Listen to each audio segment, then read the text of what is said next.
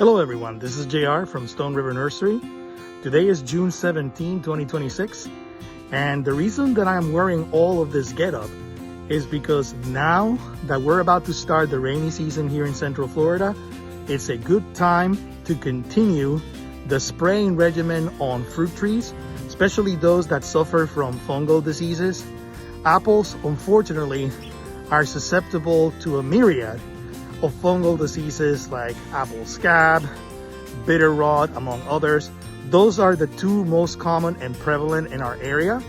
So I want to show you what do I do to try to control the spread of those diseases so that we can harvest apples at a later time of the year. So let's check it out.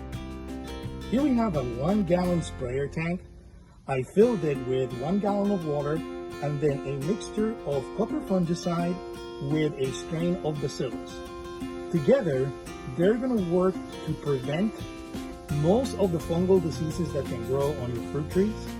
And it's important to know that it works best as a preventative.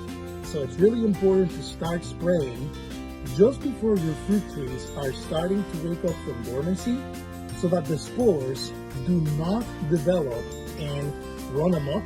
When we have our humid and hot conditions, those are the conditions that the fungal diseases like the best. So this is going to kill the spores, especially late in winter or the early part of spring. But you'll have to continue the schedule even throughout the summer all the way into harvest every 7 to 10 days or so. If it rains, probably earlier than that, to make sure that you can control the disease pressure in your area.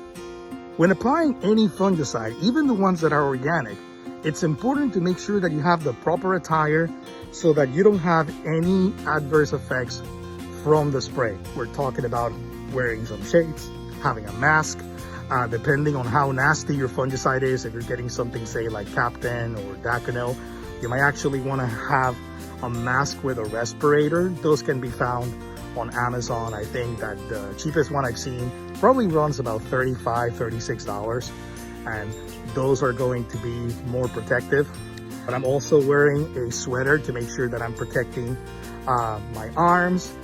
It's also important to wear rubber gloves or the ones that are chemical resistant, and then long pants, shoes.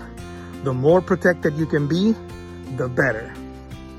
I would like to provide you a reminder that when you're spraying any kind of product, whether it's an horticultural oil or a fungicide or any other product that goes on your trees, it's very important to read the label instructions.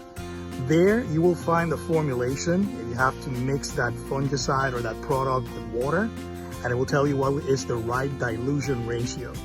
If you don't read the instructions and you're trying to eyeball it, it's possible that you might not effectively treat the disease you're trying to control.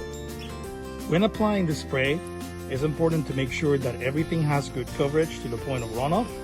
Make sure that you get any fruits, the underside of the leaves, and all of the branches, the trunk. Make sure that everything is covered so that you can prevent the spread of the spores in your plants.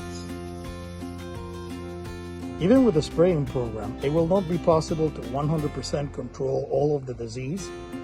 Here we have some apples that have been affected by bitter rot, which is a fungus that attaches itself to the fruit, and it starts to grow in concentric circles. Those circles get much, much larger till they envelop the fruit, and sometimes they cause depressions such that the fruit is sunken and you'll have to remove it off the tree. Now, parts of the fruit that remain unaffected technically could still be edible, but this is happening way early in the season. So these apples would have been months away from being ready if they had not been affected by the bitter rot.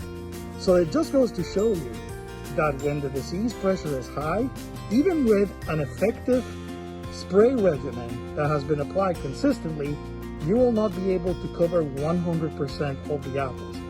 But you could still prevent the majority of losses, and that's what we're going for with this spraying regimen. When applying a copper fungicide to apple trees, it's very common for some of the apples to develop a patch of russeting. It's basically rough skin but it doesn't do anything to the inside of the apple.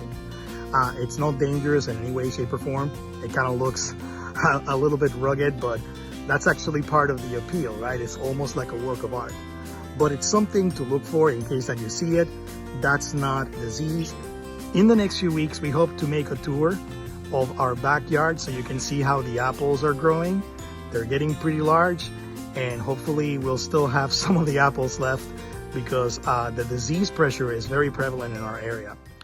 I also want to give thanks because on a day like today, I came to this world, and I'm not going to tell you how long ago it was, but I am very grateful for all the blessings I have in my life, my family, my friends, my health, the ability to share experiences with everybody, and just trying to do good regardless of who it is.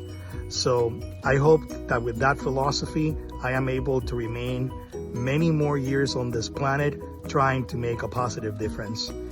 I'm crossing my fingers that as we continue with this spraying regimen, that it will be effective so we can preserve most of our crop. Take care, everybody, and I hope to see you again in a few weeks.